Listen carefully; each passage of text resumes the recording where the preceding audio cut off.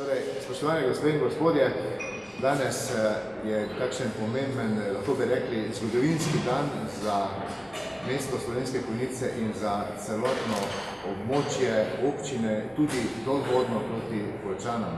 Kajti nam seže Slovenija že kar daleč v preteklost in vedno je bila Dravinja drugačne barve, kot bi morali biti, pa v svoj čas pa tudi posebnega vonja, ko je še delovala lužnica Templjanjega ponosa. In zelo smo veseli, da smo uspeli v dobrem letu in pol priti do tega, da smo zgradili sekundarno kanalizacijo znotraj območja tovarne Ponos in pa je danes seveda poslovna cona in pa vse te odpadne vode povezati na primarni cevovod, ki vodi na centralno čistilno napravo na Prežigalo, kar pomeni, da Dravinja mora sedaj preko naprave, ki jo prečisti, vodo prečisti in jo potem bistveno bolj čisto izpustimo v naravno okolje. Se pravi, pomemben dogodek za varovanje našega okolja in pa za zagotavljanje prijetnih pogojev za bivanje v naši občini, tudi kot sem dejal v sosednjih krajih.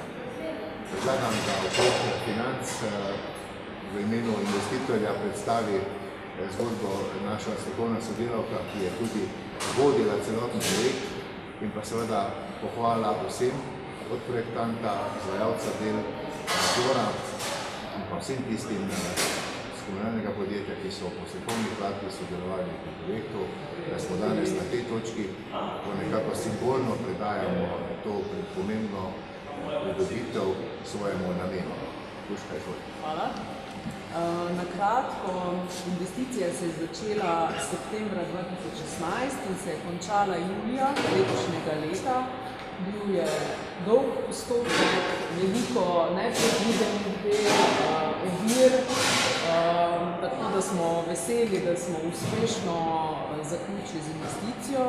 Vrednost same investicije je znašala slabih 370 000 evrov, medtem ko smo zgradili skupno 1400 metrov nove infrastrukture, od tega 745 metrov fekalne kanalizacije, slabih 490 metrov vodovoda in pa 171 metrov meteorne kanalizacije. No, o tehničnih podrobnostih predlagam, da nekaj doda direktor komunalnega podjetja, gospod Franc Dober. Hvala.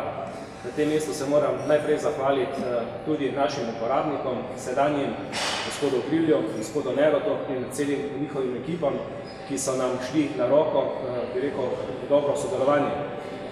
Moram povedati, da malo bom korigiral te podatke, namreč 1400 metrov primarne vodov, ki je bilo zgrajenih, od tega 765 metrov vodovoda, 81 000 evrov, potem 488 metrov fekalne kanalizacije, to je bilo 214 000 evrov in pa 172 metrov meteorne kanalizacije, cirka 74 000 evrov.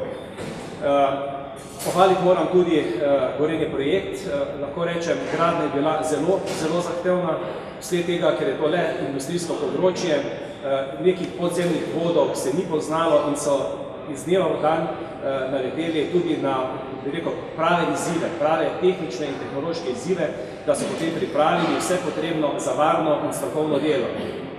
Vsem nam je interesu varno delo in tudi tukaj je bilo tako narejeno. Naše podjetje je sodelovalo od začetka pri spremljanju, tudi del nadzora in še posebej potem na koncu, ko smo uredili vse potrebne elektronske naprave za prenos podatkov, kjer se predvsem tam, kjer se industrijska voda izliva v našo fekalno kanalizacijo, kjer se merijo pretoki, merijo se pH vrednost, meri se temperatura in pa prevodnost. To so posebni pokazatelji, ki so tudi v skladu z okoljevarstvenimi dovoljenji. Tu bomo delali v naslednjih letih, če bi tako rekli, da smo se poročili do konca, nekje dokaj bo kanalizacija, dokaj bo se tukaj dogajalo in zelo vesel sem, da smo končno naredili tudi to, da bo imela priložnost tudi Dravinja za regeneracijo v tem predelu, kjer se je do sedaj pač ta proces izvajal. In hvala, jaz sem samo to, da to bojo občutili tudi uporabniki, kjer so to posebne storitve, verjamemo in ocenjujemo, ko bomo imeli vse zbrane podatke za koncem leta, kaj bo to pomenilo tudi na samo ceno čiščenja, ocenjujemo, da bi se lahko nekoliko korigirala navzdol, seveda, ker bo pač šla najemnina navzdol, ker je to pač investicija, se pa zna zgoditi, da bo omrežnina nekoliko malo višja. Pod črto bi da naj bilo ugodnejše za naše uporabe. In to je pomembno. Pa mogoče samo, da ne pozabimo na izvajalce, se pravi, glavni izvajalec del je bil tu Gorenje projekt iz Slovenija, podizvajalec gradnje Sovič iz Šoštanja, nadzor gradbeni in finančni pa je izvajal gospod Rado Pijavš iz Podizvajalca. Super, predlagam, da strani uporabnikov gospod Savo Gril doda svoje kot piko na i, potem pa si gremo pogledati, da ne bomo samo teoretično hvalili, da vidimo tudi v živo, kaj je bilo narejeno. Zdaj, če dovolite, bi se jaz najprej rad pozdravil vas, skupaj, ki ste prišli sem. Drugič bi rad se zahvalil predvsem županu in gospodu Zoriškov, ker brez njega te kanalizacije tle ne bi bilo. To bo moram odkrito povedati, vidva sva se recimo najmanj 2 leti ob tem ukvarjala, kako bo ta reč šla, ker je bilo dosti nasprotnikov in tako dalje, da smo vse to uredili. Skratka, zelo sem, potem bi pozdravil še tu našega direktorja Doborja iz Nale in pa dva sodelavca, torej Merlika in pa Patrika, ki sta bila vsak dan tu in zelo veliko kontaktirali med sabo. Posebej bi se zahvalil gospodu Merliku, ker je Ediju, ker je on meni pomagal napraviti ta proces menjanja odpadne vode, tako da je danes, ko bomo se šli pogledati, vse je rejeno, vse je tako napravljeno, da vsak moment ve komunala, kaj se dogaja, iznačno odpadno vodo, ve vsak moment, kaj se dogaja, čistilna naprava in pa sami mi tudi, kaj se imamo te podatke, ki so prenašeni preko interneta. Zelo sem vesel, da se to napravilo. Zaradi tega, ker Kronos je bil stalno v nekih, stalno je prišlo do tega, da smo spustili kako vodo. Večkrat se je zgodilo, da to sploh ni bilo res. Namreč, jaz sem že opazil, da ko je nivo Dravinje nizek, če gre en pleskar, silnik, eno kanto, recimo barve, je že barva bela ali pa kakšna druga barva. Tako da se bo to, recimo, verjetno tudi zdaj zgodilo. Ampak iz konusa pa ne bo šlo več nič ven.